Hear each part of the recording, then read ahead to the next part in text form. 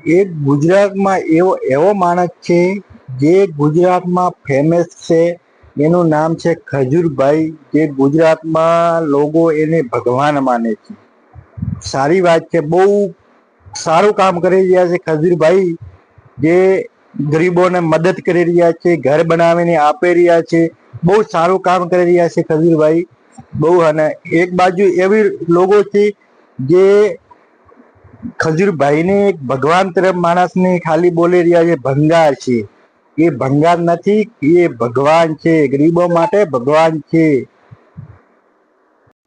હા, કૃતિબેન પટેલ ને મારી એટલી રિક્વેસ્ટ છે કે ખોટા ખોટા આરોપ ના નાખો ખજૂરભાઈ ઉપર. બહુ સારું કામ કરી રહ્યા છે, એને કરવા દો એનું કામ.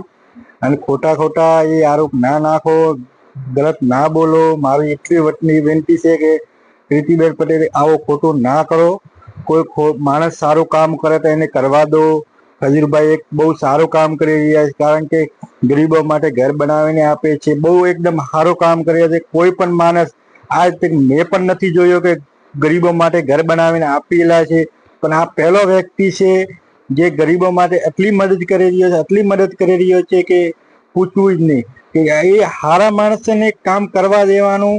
કૃતિબેન પટેલ એમ ખોટા ખોટા આરોપ ના નાખો એના ઉપર. જે પહેલા થયું એ થવા દેવાનું. પહેલાનું શું થયું એ આપણને પણ ખબર નથી, પણ કેમ પાછળ પડવાનો માણસને? જે સારું કામ અત્યારે કરતા હોય એને પાછળ ના પડાય. જય માતાજી. ખજૂરભાઈ જે કામ કર્યું છે ને, બહુ સારું કામ કર્યું છે. ગુજરાતમાં બોલો તો 355 ઘર બનાવવા, બોલો તો બહુ એકદમ સારું કામ કર્યું છે.